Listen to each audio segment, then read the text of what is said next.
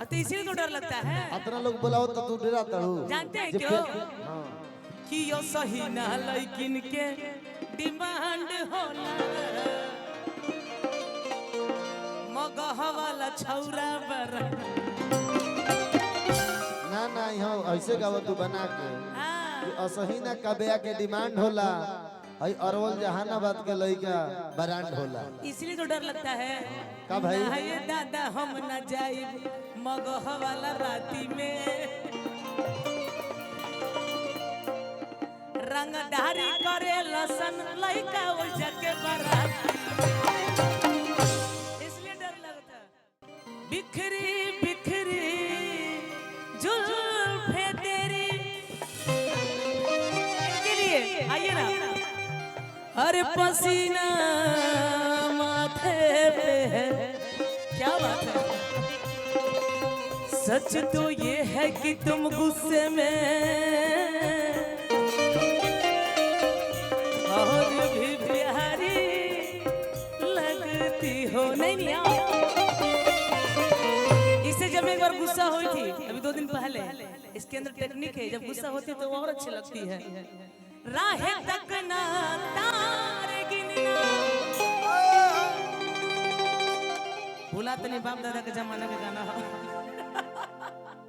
नजारा आपका है आज मगर तुम फिर भी जाने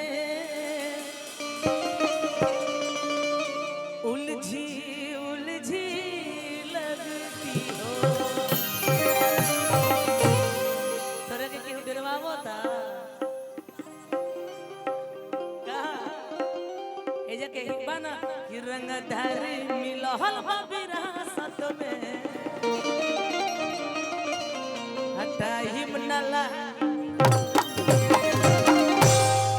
का केहू डरवावो ता कौची ला डर है। हम कथा सुनाते राम सकल गुण धाम की। हम कथा सुनाते राम सकल गुण धाम की। ये रामायण है पूर्ण कथा श्रीराम की। ये रामायण है पूर्ण कथा श्रीराम की। ओ ऐसन लगे चलो धाम की। क्या बात है। हालांकि मौका में यहाँ बड़ा डर लगला, सही बताओ तनी। मौका में डर लगेला। हाँ भाई डर लगेला ने आतना प्यार करे लोग बाए का बेया हाल ही लारी में आई रहू आ कहत रहू कि डर लगेला। तो इसीलिए तो डर लगता है। इतना लोग बुलाओ तो तू डरा तड़ू। जानते हैं क्यों? कि यो सही ना लेकिन के डिमांड होला मगह वाला छौरा बरा। ना ना यहाँ ऐसे गाव तू बना के कि असही ना कबेया के डिमांड होला हई अरवल जहानाबाद के लइका ब्रांड होला। इसलिए तो डर लगता है। का भाई? ना ये दादा हम न जाई मगह वाला राती में रंगदारी करे लसन लइका वो जके बारात। इसलिए डर लगता है। इसलिए नहीं तो हमारा एही ले तोरे के बारात में ना बुलैले रहे मुकुल मनीष बहु भोज में बुलैले बड़न संजमा बाराती गया गई रहे ना। हम आए भी नहीं होते। वो सुने हैं कि यहाँ खिला खिला के मारा जाता है। ना ना ना ना मौका के लोग बहुत प्यारा होला प्यारा होते हैं ना, मुलायम होला लोग। ठीक बात है। हम बटर बन के आइल भाई वाला आए आ जाइए ना। भक्ति का गई हम, लेकिन एक लाइन गा देते नहीं। इतना प्यारा सा ही जोड़ी बा, जोड़ा के तो पते नहीं के जोड़ी बैठल बानी दुल्हन जी। ऐसा दुल्हे राजा भी आ गए। हाँ कि जवना बगिया में सिया और राम मिलले। रोज तक गवाते बा आज मिथिला नगरिया देख कर राम जी को, लेकिन आज कुछ अलग होई। ऐसे क्या एगो दुगो जीवन मिलल बा, मिल चुकल बा कि जवना बगिया में सिया और राम मिलले। ऐसन लागे लगी हवा चारों धाम मिलले। ऐसन लागे लगी हवा, ऐसन लागे लगी हवा चारों धाम मिलले।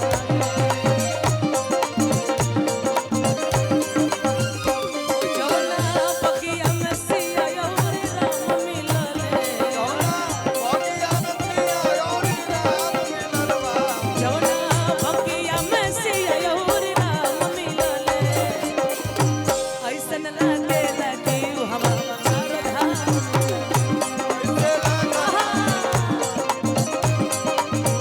ओ ऐसन लागे लगी हवा चारों धाम मिलले।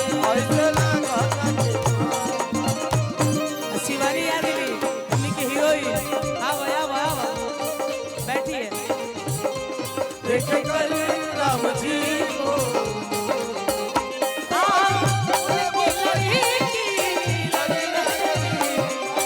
थैंक यू राम जी के सिया को सिया राम को राम जी के सिया को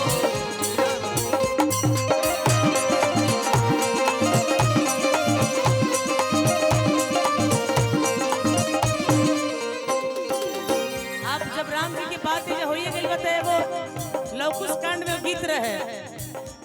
हम कथा सुनाते राम सकल गुण धाम की।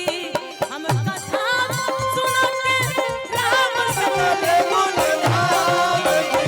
ये राम आए गुण धाम सिया ये राम आए गुण कथा सिया। ओ ऐसन लागे लगी चारों धाम मिलले। क्या बात है। सबके पता रहे कि जनकपुर के बात बा।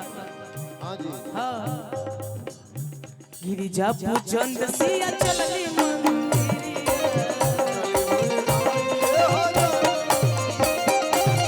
राम लखन घूमे मुहे फुलवरिया।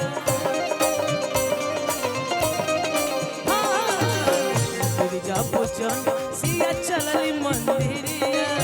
राम लखन घूमे मुहे फुलवरिया। ऐसन लागेला भगवती से भगवान मिलले। ऐसन लागेला भगवती से भगवान मिलले। जहाँ राम सीता जी के साक्षात जहाँ मिलन होखे तो ऐसन लागेला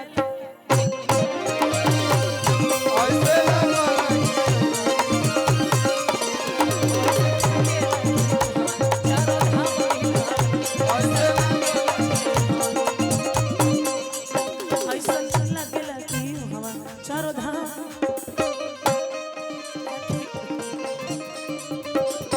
ऐसन लागेला कि हवा चारों धाम